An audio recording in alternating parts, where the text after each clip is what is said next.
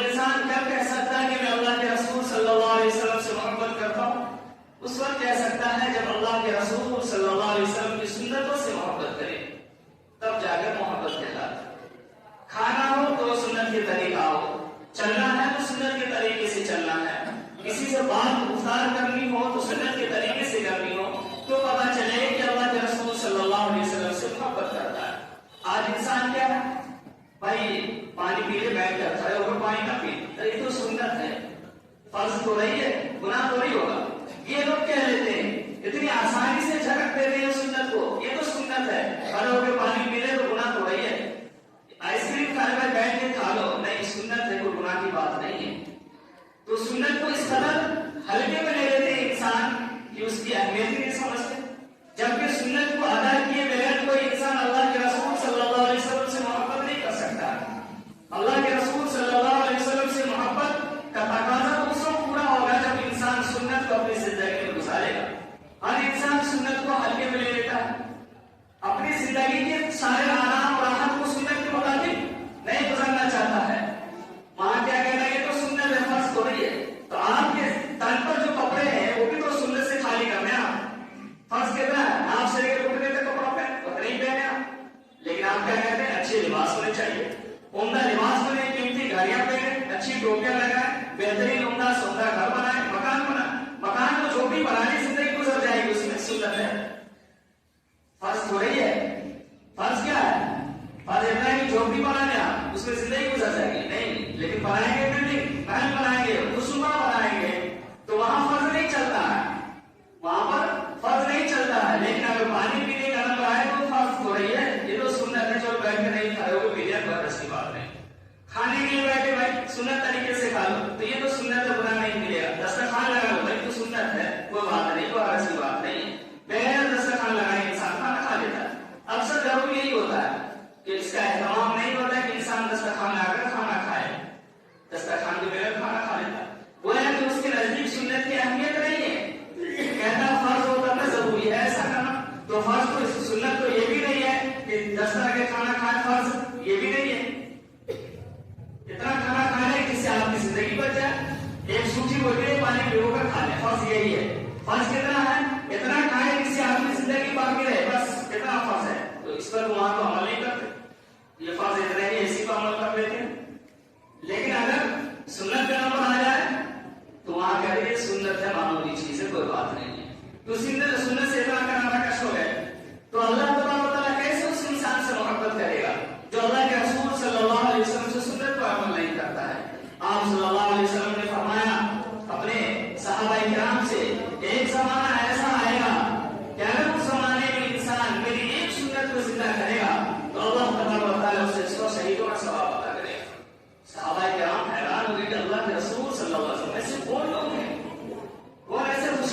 خوش نصیب انسان ہے کہ ایک سنت اگر زندہ کرے گا تو 100 شہیدوں کا ثواب ملے گا۔ ایک شہید کو مرتبہ یہ ہے جب شہید ہوتا ہے تو جنت کے اندر کیا ہے، خوشیاں ہونے لگتی ہے، وہاں جنت مہکنے لگتی ہے، دروازے کھل جاتے ہیں شہیدوں کے لیے، اس کی روح عرش کے نیچے سبز پرندوں کے کوٹے میں رکھ دیا جاتا ہے۔ ایک شہید کا مرتبہ یہ ہے، تو 100 شہیدوں کا مرتبہ کیا ہوگا، وہ ایسا خوش نصیب انسان ہے۔ تو آپ صلی اللہ علیہ وسلم نے فرمایا کہ ایک ایسا زمانہ آئے گا کہ اس وقت میری سنتوں کو ذبح کیا جا رہا ہوگا، قتل کیا جا رہا ہوگا، ٹھکرایا جا رہا ہوگا، لیکن اس وقت اگر کوئی انسان میری ایک سنت کو زندہ کرے گا، ایک سنت پر عمل کرے گا تو اللہ تعالیٰ اسے 100 شہیدوں کا ثواب عطا کرے گا۔ دیکھیے آج کس طرح سنتوں کا عمل کیا جا رہا ہے، نہ کھانے کے اندر سنت کے لحاظ کیے جاتے ہیں، نہ پینے کے اندر سنت کا لحاظ کیا جاتا ہے، نہ رشتے داروں سے ملنے جلنے میں سنت کا لحاظ کرتا ہے، یہاں تک کہ مسجد کے اندر داخل ہونے میں بھی سنت کا لحاظ نہیں کیا جاتا ہے۔ اسے یہ پتا نہیں کہ کون سا پیر داخل کرنا ہے، کون سا پیر پہلے نکالنا ہے، پتا ہی نہیں ہمیں،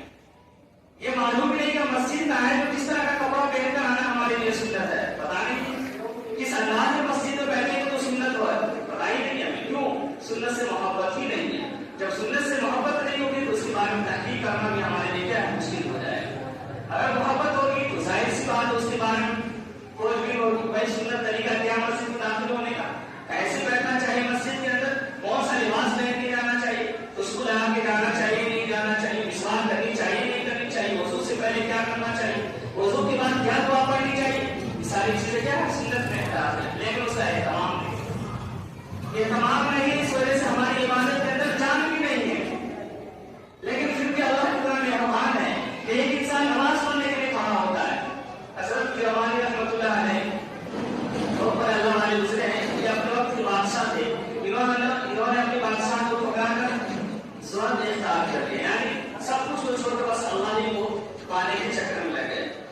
ایک مرتبہ مسجد میں داخل ہوئے تو دیکھا فارغ ہونے کے بعد بیٹھ گئے تو دیکھا ایک نوجوان آیا اور نماز کے اندر کیا وہ شامل ہو گیا، اور نماز اتنی خوبصورت انداز میں پڑھ رہا تھا، اتنی اچھے انداز میں پڑھ رہا تھا کہ وہ اشخاص کرنے لگے کیا نوجوان کیا نماز پڑھتا ہے۔ اللہ والوں پر بہت کچھ انتشام ہو جاتا ہے، منتشر ہو جاتے ہیں۔ آج ہماری نماز کی حالت کیا ہے؟ نماز کے لیے ہم کھڑے تو ہوتے ہیں لیکن ہاتھ جس طرح باندھے وہ سلیقہ ہمیں پتہ نہیں ہے، اللہ کے سامنے جس طرح کھڑا ہونا ہے وہ ہمیں سلیقہ پتہ نہیں ہے۔ ایک